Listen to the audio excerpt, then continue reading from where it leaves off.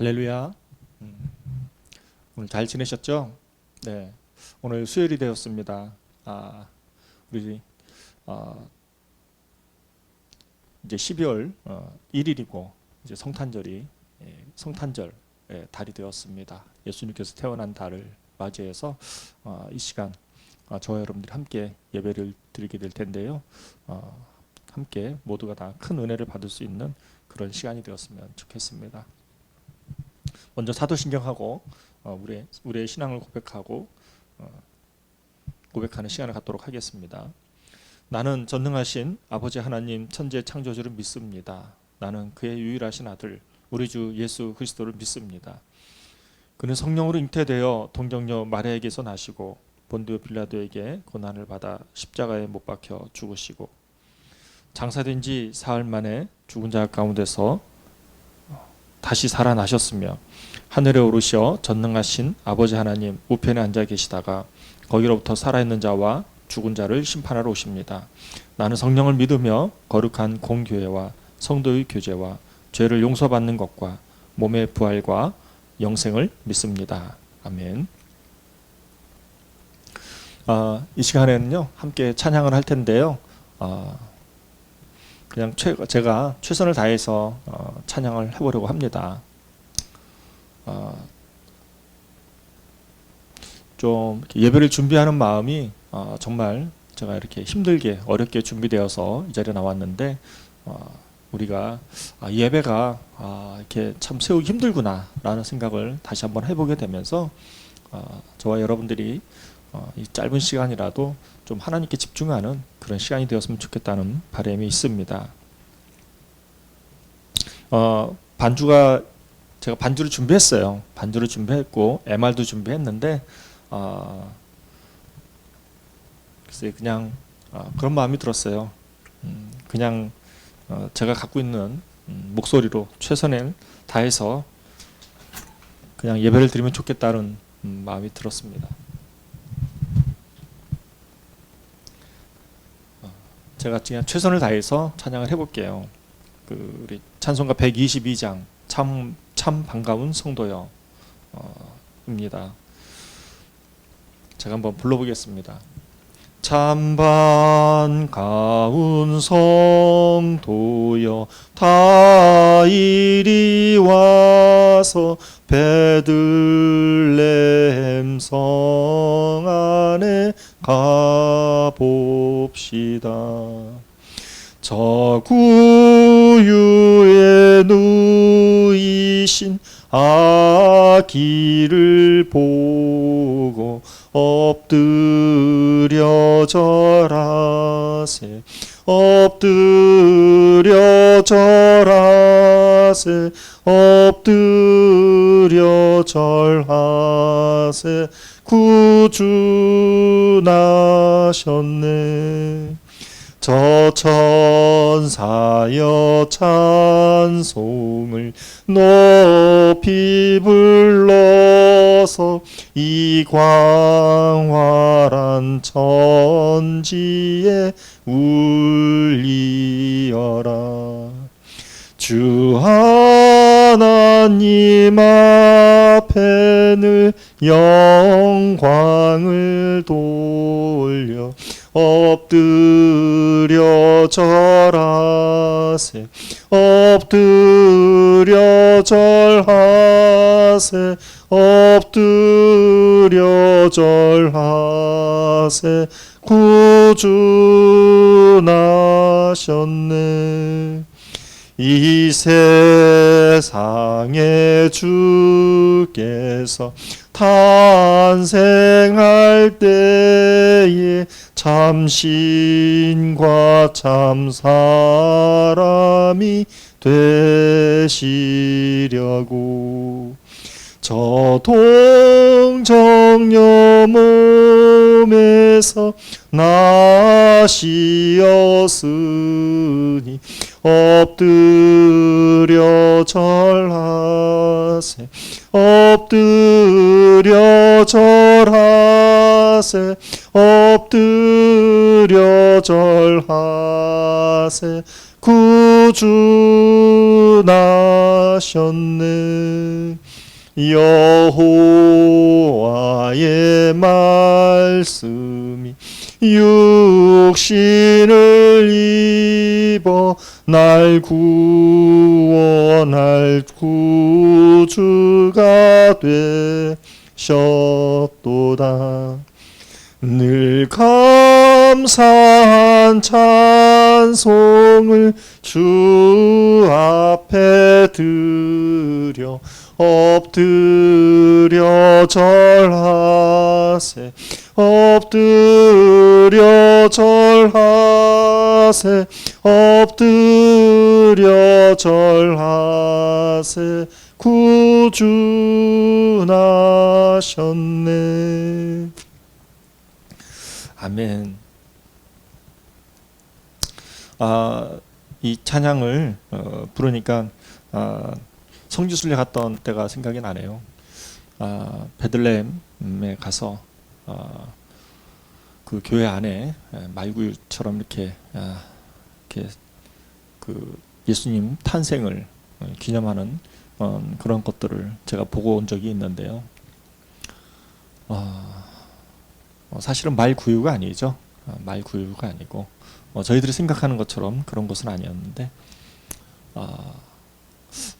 참 너무나도 예수님께서 낮고 낮은 곳에 오셨구나라는 것을 제 눈으로 똑똑히 목도하고 그러고서 온 적이 있습니다. 성탄절을 생각하면서 많은 사람들이 약간 들뜬 그런 모습들을 보게 되는데 저희들은 예수님을 묵상하고 예수님만을 바라보면서 저희들이 예배를 준비하는 그런 저와 여러분들이 되었으면 좋겠습니다.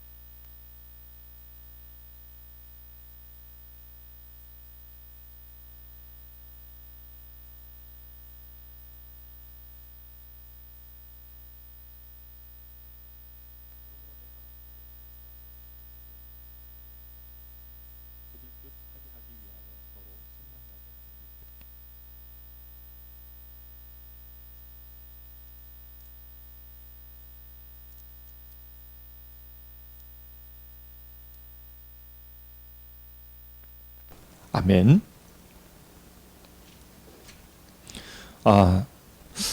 예, 제가 마이크 이 상태를 보니까 레코딩은 되고 있는데 이렇게 오디오 데시벨 이퀄라이저라고 하죠. 그게 조금 말씀 읽으면서 조금 뭐 좀 문제가 생겼던 것이지 않을까 생각이 되옵니다. 그래도 계속해서 진행을 해보겠습니다.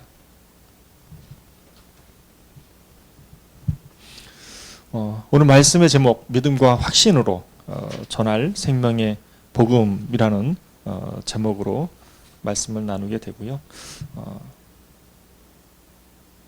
믿음과 확신으로 전할 생명의 복음입니다. 잠깐.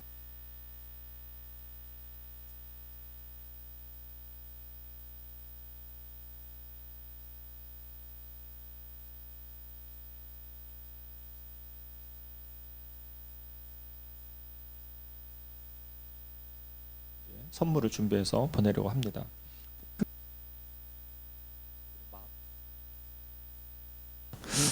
이걸 위해서 기도를 해주셨으면 좋겠습니다. 또 저희가 이재민 형제와 이렇게 세례 교육을 진행하고 있는데요. 우리 성탄절을 25일 토요일입니다. 우리가 세례식을 거행하려고 합니다. 이걸 위해서 함께 기도해 주셨으면 좋겠습니다.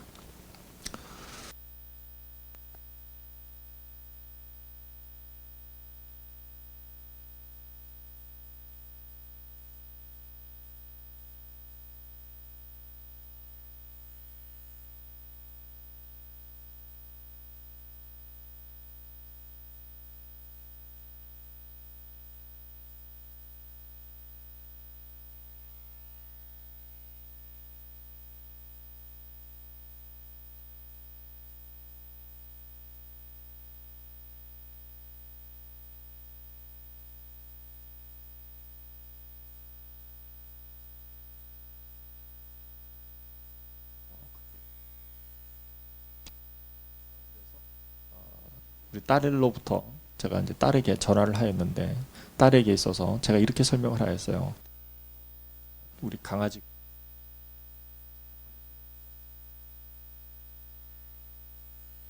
을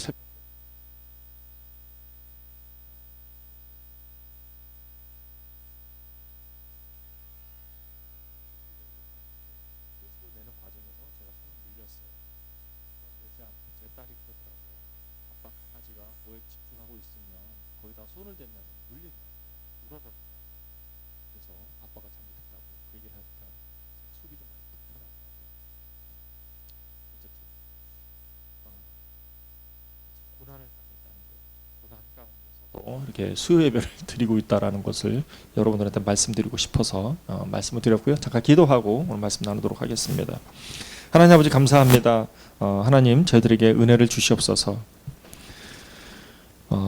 하나님, 저희가 수요 예배를 세우는 데 있어서 씨 뿌리고 있습니다. 최선을 다해서 씨앗을 뿌리고 있는데 저희들이 준비가 많이 미흡합니다. 그래도 이렇게 하다 보면, 이렇게 자꾸 씨앗을 뿌리다 보면 하나님께서 은혜 주셔서 저희 수요 예배도 진짜 어디 내세울 만한 그런 멋진 수요 예배가 세워질 것을 기대합니다. 하나님, 이 시간에 은혜를 주시고 하나님만 돋보이는, 하나님만 드러내는 그런 시간이 되기를 원합니다.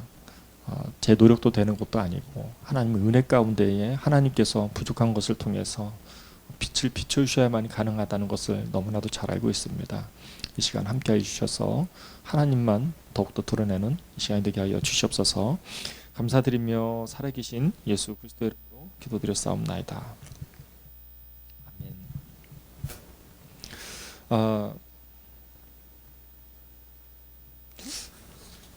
전체적으로 내용이 맞는지는 모르겠는데요. 그래도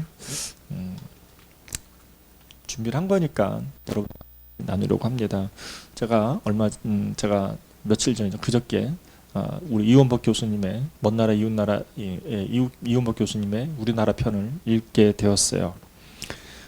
근데 그분께서 재밌는 키워드를 가지고 한중일 삼국을 비교하는 것을 제가 보게 되었어요. 먼저는 중국입니다. 중국의 그 땅덩어리가 크잖아요. 중국이 어떤 키워드로서 그들의 평화를 지키려고 하는가라고 얘기했을 때에 그 이원복 교수님은 그렇게 얘기하셨어요. 중국은 하나일, 숫자 날일자로 해서 하나일로 해서 중국을 설명하였습니다. 중국이란 나라는 워낙 땅덩어리가 넓고 크다 보니까 곳곳에서 힘 있는 자들이 들고 일어났습니다. 그러다 보니까 전쟁이 일어나고, 전쟁이 일어나다 보니까 내분도 많이 생기고 너무너무 복잡해진 거예요. 그렇게 복잡해진 나라가 언제 그러면은 하나의 중국으로 완성이 되었냐면 진시황 때 이후서부터 해서 이제 진시황 때 이제 통일이 되었으니까요.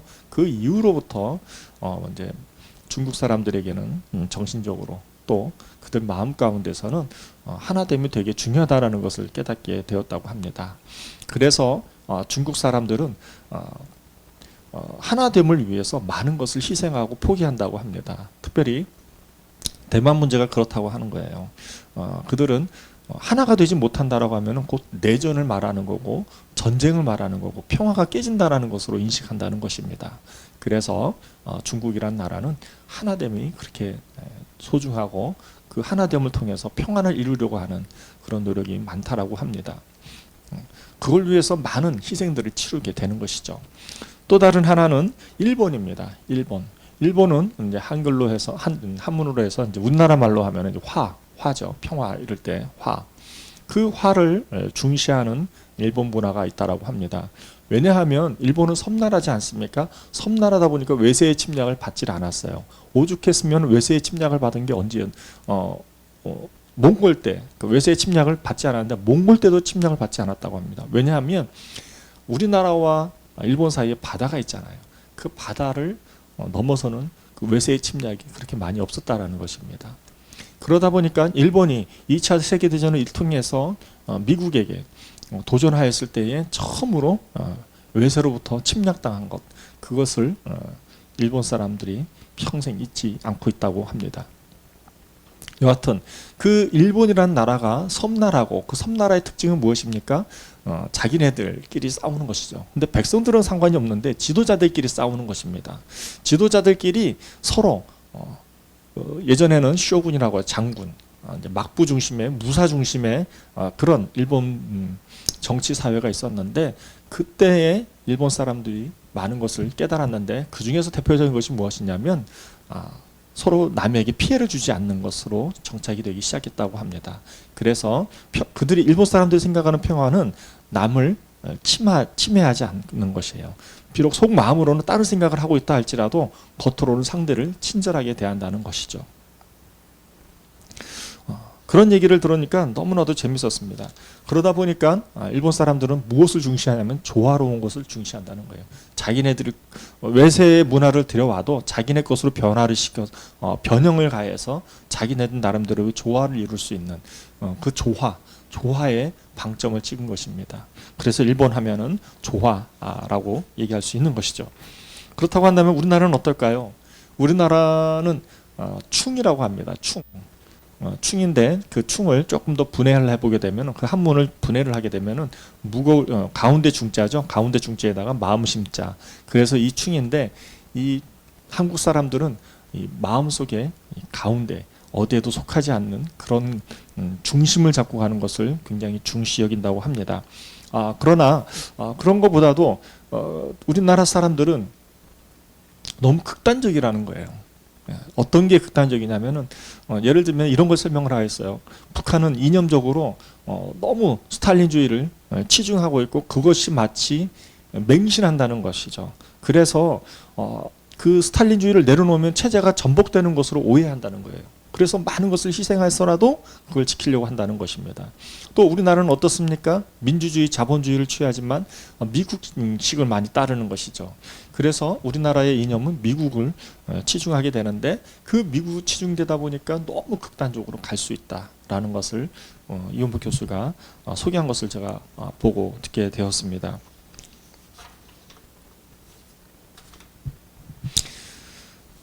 그러면 우리나라는 왜 이렇게 미국에 의존하게 되었는가? 왜 극단적인 과정이 있잖아요. 우리나라는 미국을 처음 만난 게 강화도에서 만났죠. 강화도에서 미국과 전쟁을 통해서 신미 양요가 일어나게 되고, 신미 양요를 통해서 그 이후에 우리가 강제적으로 통상 조약을 하게 되면서, 이후에는 미국의 용인하에서 일본이 우리나라를 지배하죠. 식민지화를 시켰죠. 그리고 나서 2차 세계대전이 이제 통해서 일본이 멸망하게 되고, 그리고 나서 미국이 한국에 이제 들어오게 되면서 서로 승전국이니까 한반도가 있으면 반은 러시아가, 지금은 러시아죠. 그리고 반은 미국이 이제 지배하게 되었습니다. 그러는 가운데서 또 6.25 전쟁이 반발이 되었고, 그러면서 우리나라가 미국이 우리나라 전쟁에 참여하게 되면서 미국과 우리나라는 본의 아니게 혈맹 관계가 되었던 것입니다. 이처럼 우리나라 역시도 미국과 극단적으로 이 민주주의로 표방되고 있다는 것을 소개했던 것입니다. 근데 이게 도대체 무슨 얘기냐고요? 그냥 제가 재미있는 것을 한번 내용을 정리해서 여러분들한테 설명을 해드리는 거고, 이렇게 저희가 무엇인가 하나를 추구하려고 할 때에 숱한 고난이 있다라는 것입니다. 이건 나라적 차원에서 제가 설명을 드렸지만, 우리 신앙생활도, 우리 믿음의 여정도 그와 다를 바가 없습니다. 우리도 뭔가 복음을 받아들여서 우리가 신앙을 지킨다라고 하지만 그 신앙을 지켜나가는 믿음의 여정 가운데서 얼마나 많이 힘들고 어려운 일이 있는지 모르겠습니다. 오늘 디모데후서가 그런 것입니다. 오늘 사도 바울이 디모데 목사님이죠. 목사님에게 서신을 보냅니다. 그 서신을 보내는 가운데서 어떠한 일들이 생깁니까? 어떠한 일들이 생긴 게 아니죠. 사도 바울이 인사하고 감사하면서 또 디모데에게 권면하는 내용이 바로 1장 1절부터 7절까지의 말씀의 내용입니다. 이걸 세 단락으로 나눌 수 있는데 1장 1절과 2절은 그냥 인사하는 거고 2절부터 5절까지는 감사하는 내용이고 그 다음 6절부터 7절까지는 권면하는 내용으로 되어 있습니다. 구성이 그렇게 되어 있다는 것이죠.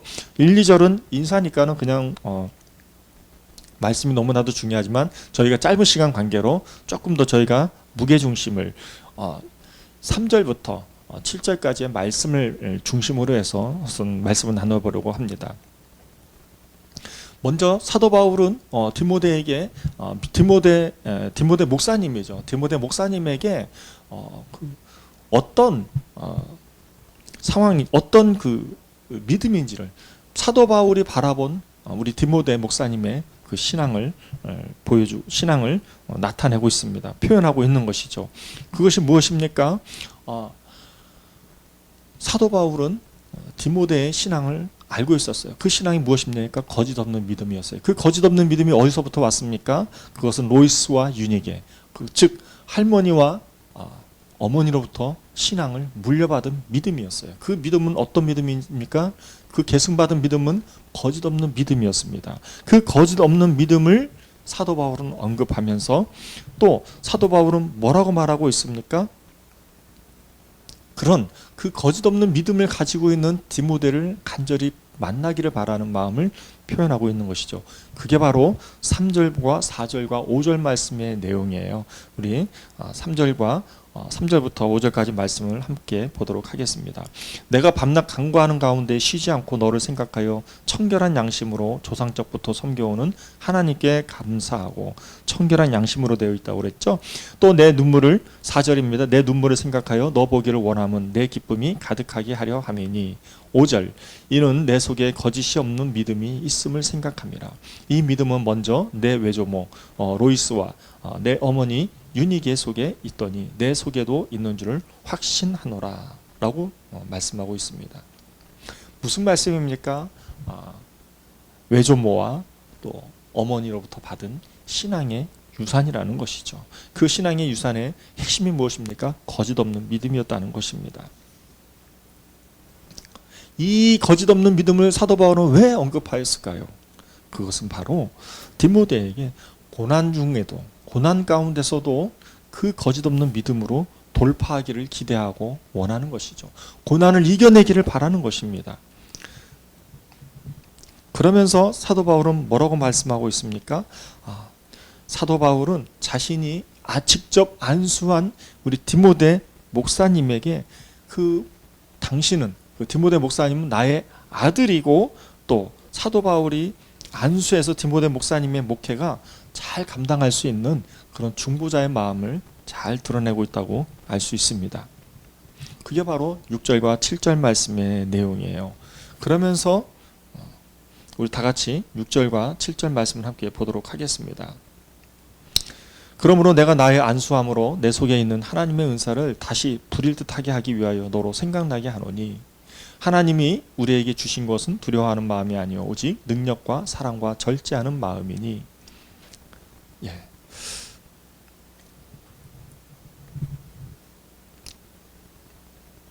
무슨 말씀입니까? 4절 내 눈물을 생각하여.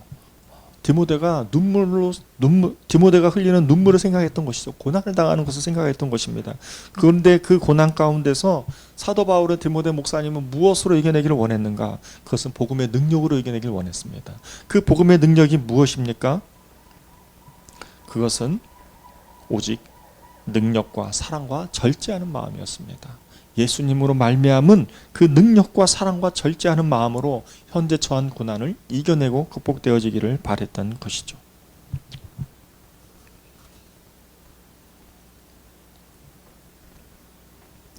저는 제 아내와 함께 맛집을 이렇게 가서 이렇게 음식을 먹고 또 교제하는 시간들이 되게 행복합니다. 또 제 아내도 되게 행복해합니다. 특별히 제가 요즘에 제 아내와 근래에 많이 다녔던 곳은 어디냐면은 안성이라는 지역이었습니다. 그 안성이라는 곳에는 저는 다니다 보니까 알게 되었는데 안성팔미라고 하는 곳이 있습니다. 안성팔미가 무엇이냐면 안성이라는 경기도 안성이라는 지역에 있어서 8곳을 안성을 대표하는 곳으로 표현한 것이죠. 그 표현한 것이 무엇이냐면 대표하는 맛집을 말하는 것입니다. 안성을 대표하는 맛집 8곳이 바로 안성팔미라고 합니다. 근데 그 안성팔미집을 제가 이렇게 다녀보니까는요, 정말 너무나도 기가 막힌 집들이 많아요. 100년 된 식당도 있습니다. 근데 막상 가서 보면 이렇게 맛있는 것 같지는 않아요.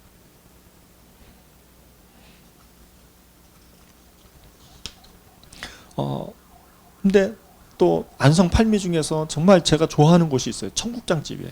그 청국장집은 항상 가도 똑같은 맛이고 그냥 그 청국장을 그냥 하루 3끼 먹어도 좋겠다라는 생각이 들 정도로 맛있습니다. 근데 제 아내와 함께 어느 날 안성 팔미 중에 한 곳을 가게 되었어요.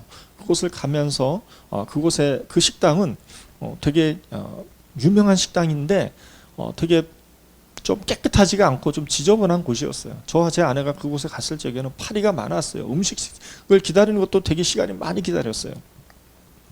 그런데 그 음식을 준비해서 나오는 그 시간이 너무 길었는데 그때 저와 제 아내가 식탁에 앉아서 기다리고 있는 가운데 제가 창가 쪽을 보게 되었어요. 창가 쪽을 이렇게 바라보게 되니까 나무가 있는데 나무가 막 흔들리는 거예요. 그래서 다른 곳도 봤더니 다른 곳은 그렇게 심하지는 않은데 유독 그 나무만이 흔들렸던 거예요. 그래서 저게 왜 그런가라고 이렇게 제가 이렇게 뚫어지게 쳐다봤는데 그게 이상하게 제 마음 가운데서 깊이 많이 남게 되었어요.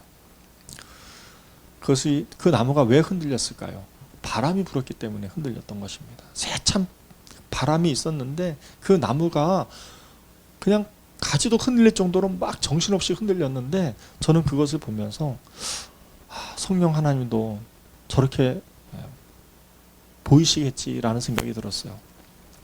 우리 사람 가운데에 성령께서 역사하시지 않습니까? 성령 하나님께서 우리 가운데 준행하고 계시는데 성령 하나님의 강력한 역사들이 우리 삶을 통해서 요동치면서 나타나는 것은 아닐까라는 생각을 해보게 되었습니다. 그런데 매일매일 그렇게 성령의 역사하심을 인도하심을 통해서 드러나게 한다는 것이 얼마나 힘들고 어렵습니까? 우리가 성령의 역사하심을 나타내는 우리의 삶이 있다라고 한다면 그것은 축복입니다. 그러나 그러한 삶을 산다는 것은 너무나도 힘들고 어렵다는 것이죠.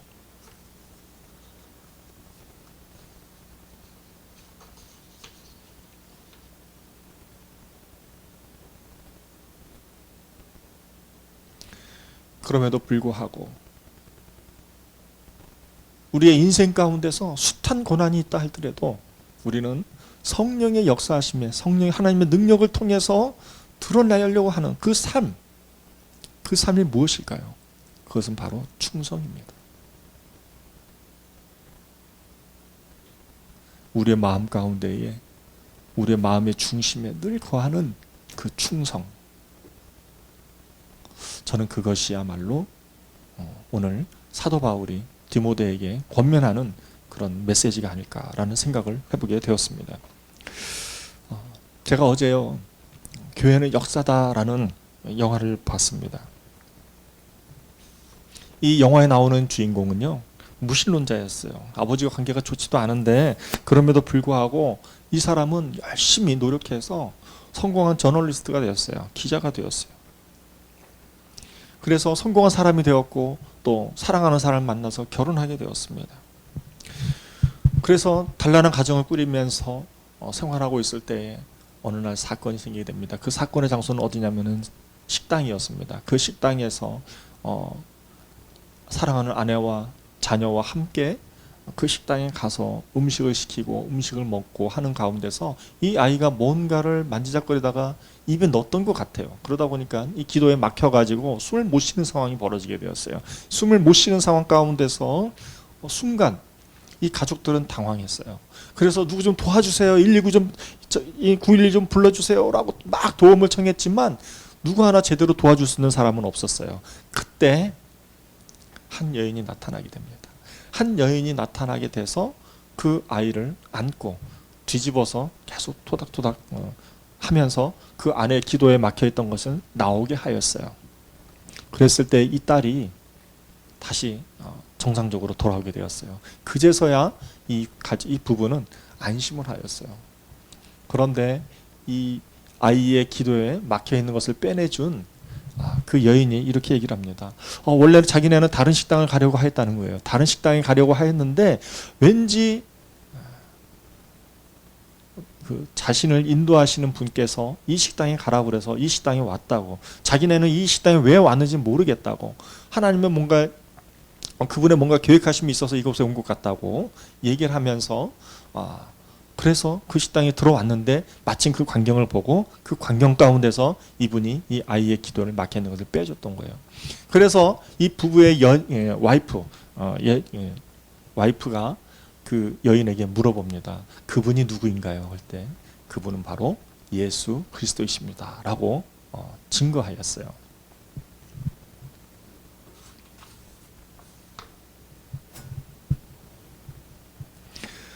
그 일을 계기로 해서 이 아내는 회심을 해서 하나님을 영접하였지만 이 남자는 무신론자였어요. 그러다 보니까 이 아내하고 관계에 있어서 갈등이 심해지게 되었어요. 갈등이 심해지게 되면서 이 남자는 결단하게 됩니다. 그래, 예수님의 부활이 거짓된 것을 증명하게 되면 내 아내는 나에게 다시 돌아올 것이다 라는 그런 신념을 갖게 되고 그 믿음으로써 많은 증거들을 모집하게 됩니다. 증거들을 모집하고 많은 사람들을 만나게 되고 그러면서 그러한 정보들을 모두 취합을 해가지고 결론에 다다르게 됩니다. 그 결론에 다다르게 된 계기가 무엇입니까? 수집된 증거들을 통해서 부활은 사실이다라는 것이 입증된 거예요. 그래서 이 사람은 무신론자에서 그 마음을 열어서 하나님을 영접하게 됩니다. 회심을 하게 되는 것이죠. 그러면서 그분은 예수님의 죽으심과 부활에 대해서 역사적 사실임을 증거하게 됩니다. 그분이 바로 누구입니까? 그분이 바로 윌로우 크릭 교회의 리스트로벨이라고 하는 목사님이십니다. 이 리스트로벨이라고 하는 목사님의 윌로우 크릭 교회는 우리나라 우리 서빙고에 있는 대형 교회의 표본이기도 하시죠. 오늘 교회가 그 대형 교회가 성장하는 가운데서 벤치마킹을 하는 교회가 바로 윌로우 크릭 교회입니다.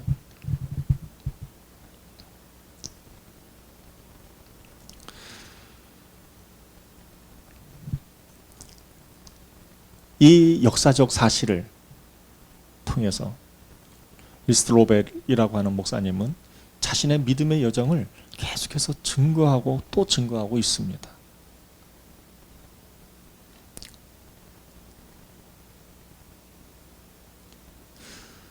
하나님의 복음의 능력을 증거하고 있는 것이죠. 사랑과 절제와, 그죠? 그 능력을 전하고 있는 것입니다. 그러면 구약시대의 모세는 어떻게 하였습니까? 하나님께서는 구약시대에 있어서 모세를 통해서 온 집에 충성된 자라고 칭찬하셨어요. 모세에게만 그렇습니까? 그렇지가 않죠. 아브라함도 그랬습니다. 아브라함만 그랬습니까? 다니엘도 그랬습니다. 하나님께서는 믿음의 종들에게 자신의 복음을 지켜가면서 자신의 복음의 능력을 발휘하는 그런 모세와 다니엘과 무수히도 많은 믿음의 종들을 충성된 자라고 칭찬하였습니다. 민수기 12장 7절과 느헤미야 9장 8절 말씀을 함께 읽어보겠습니다. 민수기 12장 7절 내 종 모세와는 그렇지 아니하니 그는 내 온 집에 충성함이라. 느헤미야 9장 8절 그의 마음이 주 앞에서 충성됨을 보시고 그와 더불어 언약을 세우사. 다니엘서 6장 4절입니다. 이에 총리들과 고관들이 국사에 대하여 다니엘을 고발할 근거를 찾고자 하였으나 아무 근거 아무 허물도 찾지 못하였으니 이는 그가 충성되어 아무 그릇됨도 없고 아무 허물도 없음이었더라. 아멘.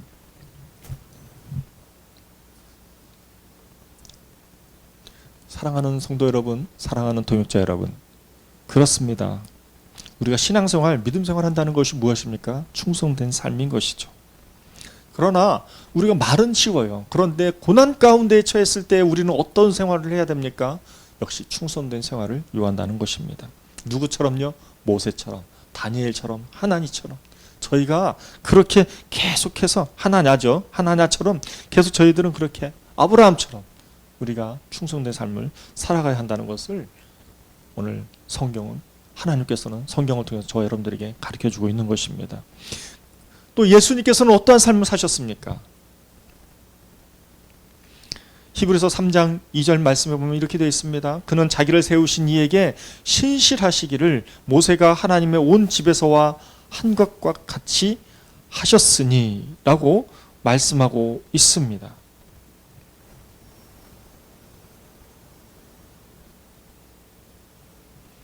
누굴 말하고 있습니까? 예수님을 말하고 있는 것이죠. 이를 통해서 저와 여러분들에게 하나님께서 주시는 메시지가 무엇입니까? 충성된 자에게 하나님께서는 그냥 가만히 있지 않는다는 것이죠. 하나님께서는 복을 주세요. 또 우리 하나님의 주 안에 즐거움에 참여할 수가 있어요. 그걸로 끝나는 것입니까? 그렇지가 않습니다. 면류관을 저와 여러분들에 씌워줄 것입니다. 그게 계시록 말씀이죠. 우리 잠언 28장 20절, 또 마태복음 25장 21절, 또 계시록 2장 10절 말씀을 함께 보겠습니다. 제가 읽겠습니다. 잠언 28장 20절, 충성된 자는 복이 많아도 속히 부하고자 하는 자는 형벌을 면하지 못하리라. 충성된 자는 복이 많다는 것이죠. 마태복음 25장 21절 말씀에 보면 그 주인이 이르되 잘하였도다 착하고 충성된 종아, 내가 적은 일에 충성하였음에 내가 많은 것을 내게 맡기리니 내 주인의 즐거움에 참여할지어다. 즐거움에 참여할지어다 라고 말씀하고 있어요.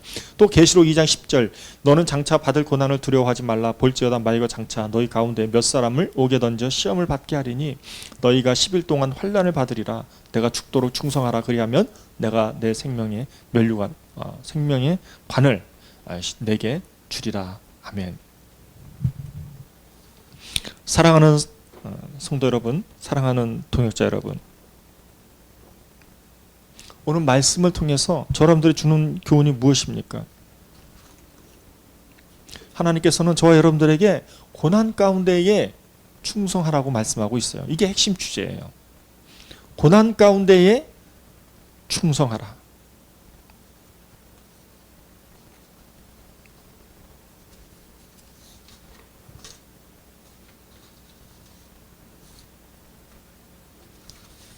어떻게 충성하는가? 그것은 하나님이 주시는 그 복과 주인의 즐거움에 참여하고 생명의 면류관을 받는 복된 믿음의 종들이 되기를 바라는 하나님의 음성이라고 말씀드릴 수 있습니다. 저와 여러분들이 그런 복을 받았으면 좋겠습니다. 많은 복을 받았으면 좋겠습니다. 즐거움에 참여했으면 좋겠습니다. 생명의 면류관을 받는 복된 믿음의 종들이 되었으면 좋겠습니다. 오늘 말씀을 정리하려고 합니다. 오늘 말씀을 정리하면 사도 바울은 디모데를 위해서 밤낮 쉬지 않고 기도하였어요. 생각하였어요. 그리고 하나님께 감사하였어요. 그리고 나서 디모데의 거짓없는 믿음에 대해서 외조모인 로이스와 어머니 유닉의 그 거짓없는 믿음을 계승받았습니다.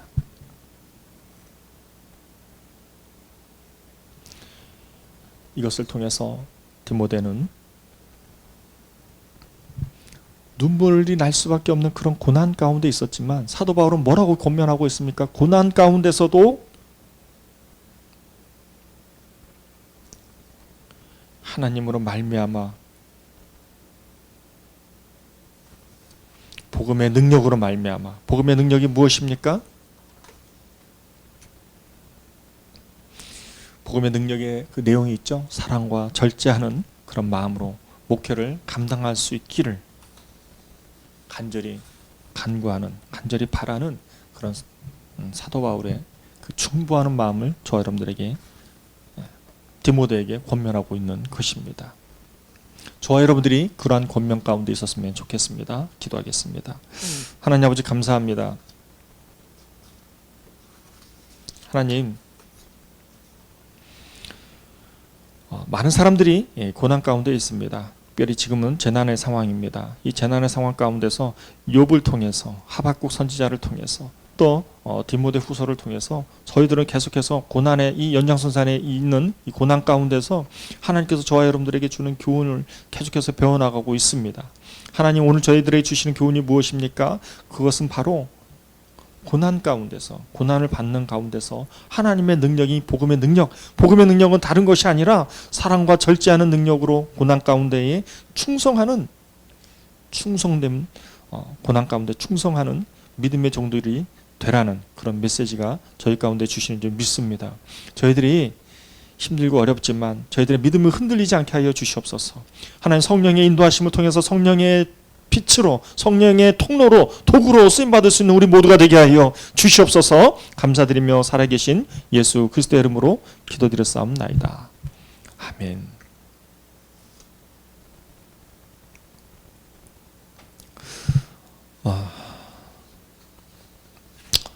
최선을 다해서 말씀을 나누었는데요. 저 여러분들에게 생명이 되는 말씀이 되었으면 좋겠습니다. 제가 계속해서 말씀을 준비하면서 느끼는 것은 이게 아직까지도 많이 준비가 미흡하구나라는 것을 느끼게 됩니다. 그럼에도 불구하고 사랑하는 성도 여러분, 사랑하는 동역자 여러분, 저희들에게 힘을 주십시오. 저희들에게 용기를 주시옵소서. 또 저희들에게 기도해 주십시오. 그래서 저희 주만나교회 수요 예배가 아직은 미숙한 씨뿌림이지만 그래도 이 씨뿌림을 통해서 저희 예배가 계속해서 성장해 나가고 또 하나님이 기뻐 받으시는 예배가 될 줄 믿습니다. 그걸 위해서 늘 격려해 주시고 위로해 주시고, 그래서 이 예배가 세워지는 것이 참 힘들고 어려운데 이것을 잘 딛고 일어서는 저희 주만나교회가 될 수 있도록 기도해 주셨으면 감사하겠습니다. 그래도 저 혼자서 이렇게 했는데 잘했죠. 네, 제가 생각에는 그래도 100점은 아니어도 최선을 다했으니까 그래도 괜찮게 했다고 생각을 합니다. 기도하고 오늘 예배를 마치도록 하겠습니다. 오늘 주기도문으로 우리 모든 예배를 마치도록 하겠습니다. 하늘에 계신 우리 아버지여, 이름이 거룩히 여김을 받으시오며 나라의 마오시며 뜻이 하늘에서 이루어진 것 같이 땅에서도 이루어지이다. 오늘날 우리에게 일용할 양식을 주옵시고 우리가 우리에게 죄 지은 자를 사하여 준 것 같이 우리 죄를 사하여 주옵시고 우리를 시험에 들게 하지 마옵시고 다만 악에서 구하옵소서. 대개 나라와 번세와 영광이 아버지께 영원히 있사옵나이다. 아멘.